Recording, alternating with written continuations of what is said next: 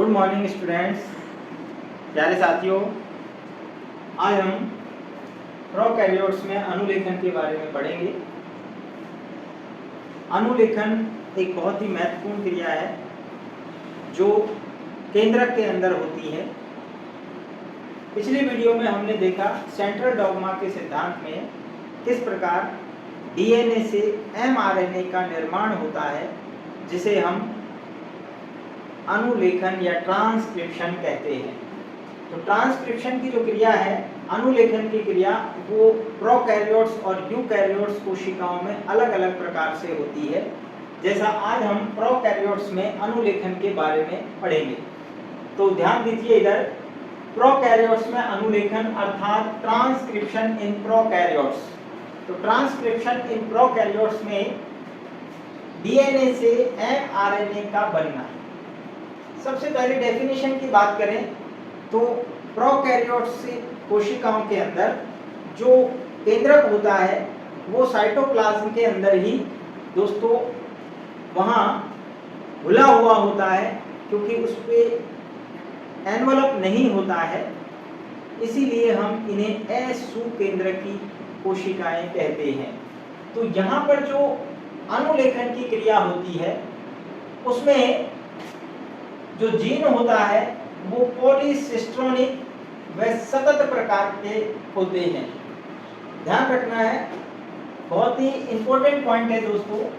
पॉलीसिस्ट्रोनिक का अर्थ होता है जब एक से अधिक सिस्ट्रॉन होते हैं, अर्थात एक से अधिक प्रोटीन निर्माण की सूचना प्रोकैरियोटिक सेल के अंदर होती है। यहाँ हम एग्जाम्पल की बात करें तो जो जीवाणु कोशिका होती है उसमें हम अनुलेखन को देख रहे हैं कि किस प्रकार जीवाणु कोशिका में अनुलेखन क्रिया होती है। तो पॉलीसिस्ट्रोनिक होगा पहली बार, सतत प्रकार का संरचनात्मक जीन होगा, अर्थात यहाँ जो अनुलेखन होगा उसमें सतत जीन बनेगा। अर्थात यहाँ जिस प्रकार हम यूकैरियोट्स में देखेंगे वहाँ सिस्ट्रॉन और इंट्रॉन्स, एक्सॉन, अलग अलग प्रकार के जीन खंड बनते हैं और एचएनआरएनए बनता है। जबकि यहाँ ऐसा नहीं है, तो यहाँ संबंधन की आवश्यकता नहीं होगी, अर्थात आरएनए संबंध की आवश्यकता नहीं होगी। आरएनए प्रोसेसिंग की जो क्रिया है उसकी आवश्यकता यहाँ नहीं पड़ेगी। दोस्तों, बात करते हैं अनुलेखन के चरण। ट्रांसक्रिप्शन की जो क्रिया है वो मुख्यतः 3 चरणों में पूर्ण होती है। सबसे पहला चरण है प्रारंभन, जिसको हम इनिशिएशन कहते हैं। दूसरा जो चरण है वो है दीर्घीकरण, इलोंगेशन, और थर्ड जो चरण है वो कहलाता है समापन अर्थात टर्मिनेशन। तो देखिए यहाँ पर सबसे पहला जो डायग्राम है वो क्या दर्शा रहा है, ये डीएनए जो है वो जब भी अनुलेखन की क्रिया होगी तो दोस्तों यहाँ पर 2 स्थल होते हैं डीएनए में। दोस्तों 2 स्थल महत्वपूर्ण होते हैं। यहाँ पर आप देख रहे हैं ये जो निशान दिखाया गया है, एक स्थल यहाँ होता है जिसे वर्धक या प्रमोटर कहते हैं। कई जगह हम इसको उन्यायक भी कहते हैं। प्रमोटर वो स्थान है दोस्तों जहाँ से अनुलेखन क्रिया प्रारंभ होती है। प्रमोटर वो स्थान है दोस्तों जहाँ से अनुलेखन क्रिया प्रारंभ होगी। इस स्थान पर सिग्मा कारक होता है, और जैसे ही सिग्मा कारक से आरएनए पॉलीमरेज, ये आप देख रहे हैं, ये जो रेड कलर से दिखाया है ये आरएनए पॉलीमरेज एंजाइम है। आरएनए पॉलीमरेज एंजाइम न्यूक्लियोटाइड की श्रृंखला का पॉलीमराइजेशन अर्थात बहुलीकरण करने का काम करता है। लेकिन ये बहुलीकरण कब स्टार्ट करेगा दोस्तों, जब सिग्मा कारक यहाँ से सिग्मा कारक से ये जुड़ेगा। सिग्मा कारक एक स्टार्टिंग पॉइंट का काम करता है जहाँ से वर्धक जो है वो जुड़ा हुआ है, यानी वर्धक वाले स्थान से ये अनुलेखन क्रिया प्रारंभ होती है। दूसरा जो स्थान होता है हम देख रहे हैं वो इसके एंडिंग पॉइंट पर होता है, जिसे हम टर्मिनेटर कहते हैं, समापक कहते हैं। तो समापक पर जब ये पहुंचेगा तो क्रिया समाप्त हो जाती है। तो यहाँ पर सबसे पहले चरण में अनुलेखन क्रिया प्रारंभ होती है। जैसे ही आरएनए पॉलीमरेज एंजाइम यहाँ पर इससे जुड़ेगा तो अनुलेखन क्रिया प्रारंभ हो जाती है। देखिए दोस्तों, जैसे ही अनुलेखन क्रिया होती है तो डीएनए के दोनों कुंडलों को खोल दिया जाता है, अर्थात यहाँ पर कुंडलन जो है उसको अकुंडलन किया जाएगा। अर्थात देखिए अकुंडलन की जो क्रिया है यहाँ से आगे बढ़ती जा रही है। आप ये एरो देख रहे हैं, ये अनुलेखन की दिशा को दर्शाता है। अनुलेखन क्रिया आगे बढ़ रही है। ध्यान रखना है, हमने देखा डीएनए में 2 स्ट्रैंड होते हैं। एक स्ट्रैंड होता है आपका 5' से 3' और एक होता है आपका 3' से 5'।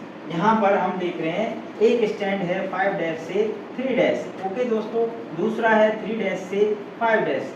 हमेशा ध्यान रखना है, जो 5' से 3' स्ट्रैंड होता है ये कोडिंग रज्जु कहलाता है। क्या कहलाता है दोस्तों? ये कोडिंग रज्जु कहलाता है। लेकिन जब हम दूसरे उसकी बात करते हैं तो ये जो है क्या होता है, 3' से 5' ये टेम्पलेट रज्जु होता है।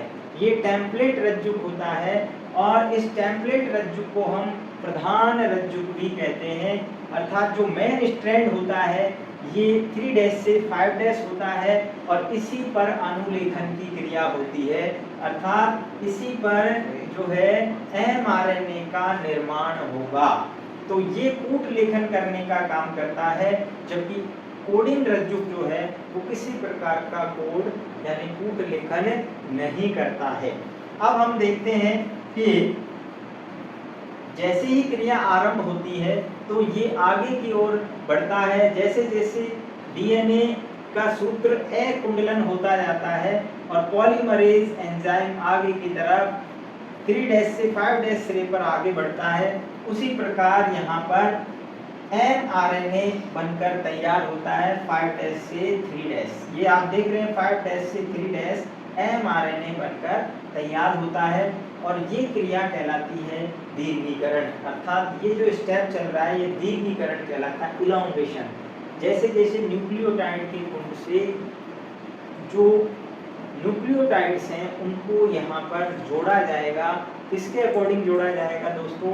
जो 3' से 5' जो हमारा टेम्पलेट रज्जु है डीएनए का, उसके अनुसार न्यूक्लियोटाइड की चेन बनाई जाएगी। अब जैसे ही आरएनए पॉलीमरेज, तीसरा जो स्टेप है हमारा वो है समापन यानी टर्मिनेशन। तो टर्मिनेशन कब होगा दोस्तों? जैसे ही आरएनए पॉलीमरेज, ये क्या है दोस्तों? आरएनए पॉलीमरेज, ठीक है, पॉलीमरेज। तो जैसे ही आरएनए पॉलीमरेज कहाँ पर पहुंचेगा दोस्तों? जैसे ही टर्मिनेशन पॉइंट पर पहुंचेगा तो यहाँ पर एंडिंग पॉइंट जो है सिग्मा कारक होता है। जैसे ही सिग्मा कारक से जुड़ेगा तो ये टर्मिनेशन की सूचना देता है। जिस प्रकार हम किसी भी मशीन को चलाने के लिए हम देखते हैं एक ग्रीन बटन होता है और एक लाल बटन होता है। तो दोस्तों यहाँ पर ग्रीन बटन का काम सिग्मा कारक कर रहा है जो स्टार्टिंग का काम करता है, जबकि रेड बटन का काम टर्मिनेशन पॉइंट अर्थात रो कारक करता है। इसीलिए इसे टर्मिनेटर या समापक कहते हैं। और जब ये क्रिया समाप्त हो जाती है तो mRNA अलग हो जाता है, रो कारक अलग हो जाते हैं और आरएनए पॉलीमरेज भी अलग हो जाता है। अर्थात जितनी भी अनुलेखन इकाइयां हैं वो सब पृथक हो जाती हैं और इस प्रकार एक हमारे पास mRNA बनकर तैयार होता है जिसमें सतत प्रकार के जीन होते हैं। कैसे होते हैं दोस्तों? सतत प्रकार के जीन होते हैं। इसलिए इन सभी जीन खंडों के अंदर जो है सूचना निहित होती है, अर्थात ये सभी जो है सिस्ट्रॉन होते हैं। इसलिए यहाँ पर आरएनए प्रोसेसिंग की आवश्यकता नहीं होती है, जबकि यूकैरियोट्स में हम आरएनए प्रोसेसिंग करते हैं।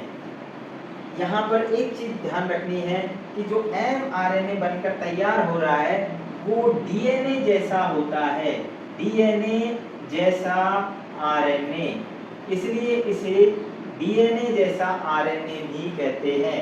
क्यों कहते हैं? देखो ये डीएनए का जो सूत्र है इसी का पूरक होता है। ये कैसा होता है दोस्तों? ये पूरक होता है, 3' से 5' सिरे का ये पूरक होता है। तो इस प्रकार हमने देखा कि प्रोकैरियोट सेल के अंदर अनुलेखन क्रिया किस प्रकार संपन्न होती है। नेक्स्ट जो वीडियो हम लेंगे उसमें यूकैरियोट्स में अनुलेखन देखेंगे, जिससे हमें दोनों का कंपेयर और दोनों में हम अंतर कर पाएंगे। तो मिलते हैं नेक्स्ट वीडियो में, लगातार बने रहिए हमारे साथ, पूरा हम कंप्लीट बायोलॉजी को यहाँ पर लेंगे। मिलते हैं नेक्स्ट वीडियो में।